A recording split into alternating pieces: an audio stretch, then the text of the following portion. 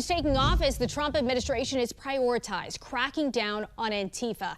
President Trump not only designated Antifa as a domestic terrorist organization, but also hosting a roundtable with independent journalists sharing stories of Antifa violence.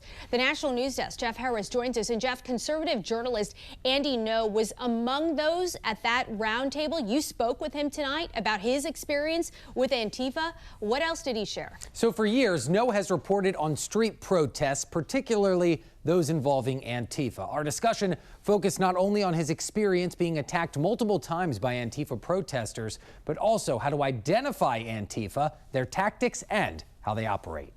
From specific clothing to signs with certain symbols and logos, Ngo says there are ways to identify Antifa members despite not having official national leadership. The black flag of anarchy plus the red flag of communism, that two together is the main logo symbol of Antifa. An independent journalist and author, Ngo has been very outspoken, including at the Trump administration's Antifa roundtable in October, about his violent encounters with Antifa while covering protests, including a brutal attack in 2019 in Portland, Oregon. And I saw I had blood running out of from my eyes and from my ears. Also years later in 2021, on the one-year anniversary of the death of George Floyd. Chased through downtown Portland on a Friday night and severely beaten and was hospitalized again. Now, aside from clothing and signs, Ngo says Antifa also has teams on the ground with designated roles, some keeping an eye out on anyone coming into contact with their direct action. When you get in closer, then you see those in the black bloc, and these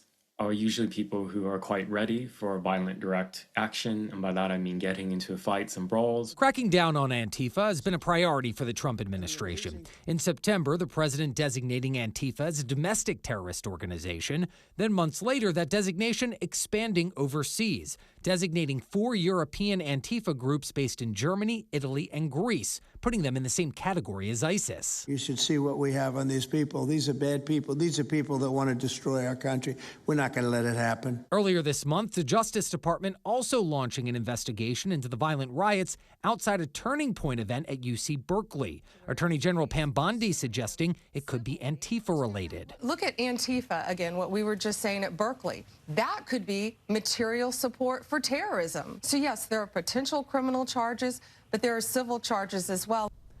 Now in Texas, 9 alleged Antifa members were also recently federally indicted in connection to the shooting at the Prairieland ICE facility this summer. The first ever indictments linked specifically to Antifa. Reporting for the National News Desk, I'm Jeff Harris.